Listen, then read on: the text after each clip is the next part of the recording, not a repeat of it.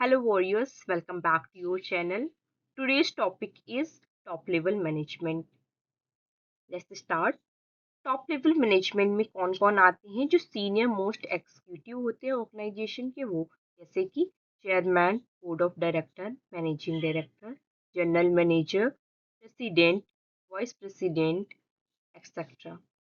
इसमें जो ये सब ग्रुप होते हैं मेंबर्स के ये जो है लीड करते हैं, डायरेक्ट करते हैं जो अदर डिपार्टमेंट्स के मेंबर्स के एफर्ट्स को। जो टॉप लेवल मैनेजमेंट में मैनेजर्स होते हैं उनके पास जो मैक्सिमम अथॉरिटी रहती है, इसीलिए कहा गया टॉप लेवल मैनेजमेंट। ऑर्गेनाइजेशन के टॉप लेवल मैनेजर के पास मैक्सिमम अथॉरिटी रहती है। The managers working at this level have maximum authority. अभी आपको और क्लियर हो जाएगा टॉप लेवल मैनेजमेंट का काम क्या होता है। जो मेन फंक्शन है टॉप लेवल मैनेजमेंट के, उनमें से first function determining the goal of enterprises. जो भी ऑर्गेनाइजेशन है या आप इंटरप्राइज बोले, उसका जो है गोल को डिटरमाइन कौन करता है? Top level management.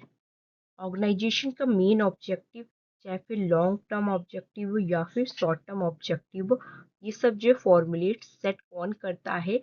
मतलब कि ये ऑब्जेक्टिव अचीव होना चाहिए एक वीक के अंदर, ये short term objective for example कितने ईयर में ये ऑब्जेक्टिव अचीव होना चाहिए, ये सब ऑब्जेक्टिव कौन सेट करता है? Top level managers. Second, framing of plan and policies.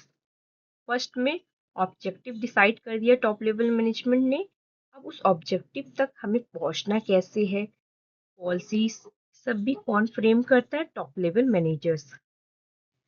इसमें जो है टॉप लेवल मैनेजमेंट वो सारी पॉलिसीज, प्लान्स, स्टेप्स, मेथड की हमें कैसे पहुंचना है उस ऑब्जेक्टिव तक, ये सब भी डिसाइड हो जाता है। कौन करता है? Top level manager. Next, organizing activities to be performed by person working at middle level. Middle level में जो भी इंडिविजुअल्स वर्क कर रहे होते हैं उनको जॉब असाइन कौन करता है? Top level management. Top level management हर एक इंडिविजुअल को जो भी मिडिल लेवल में काम कर रहे होते हैं उनकी क्वालिफिकेशन के अकॉर्डिंग जॉब असाइन करते हैं। The top level management arranges all the finance required to carry on day-to-day activities। day-to-day activities के लिए जो भी फाइनेंस की रिक्वायरमेंट रहती है वो सब कौन अरेंज करता है? Top level management. The buy fixed assets to carry on activities in the organization। Organization के लिए वर्क करना है तो गुड्स भी purchase. Responsible for welfare and survival of organization.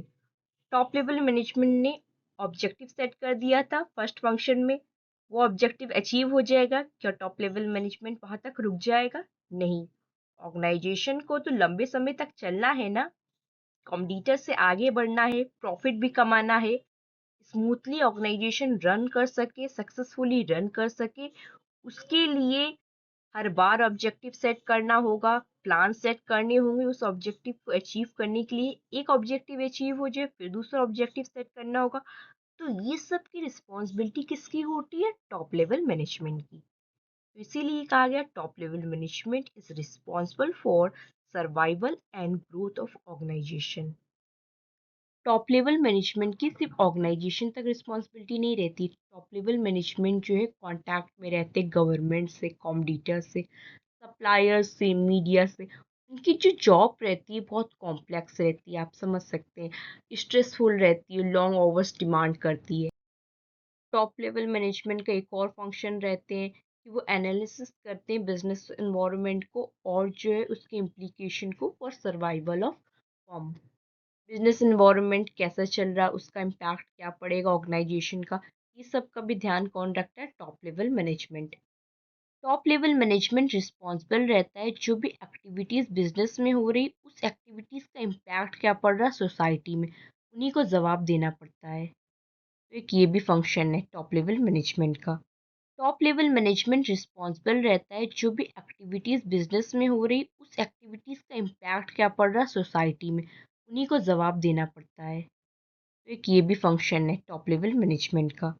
Top level management responsible रहता है जो भी एक्टिविटीज़ बिजनेस में हो रही उस एक्टिविटीज़ का इम्पैक्ट क्या पड़ रहा है सोसाइटी में, उन्हीं को जवाब देना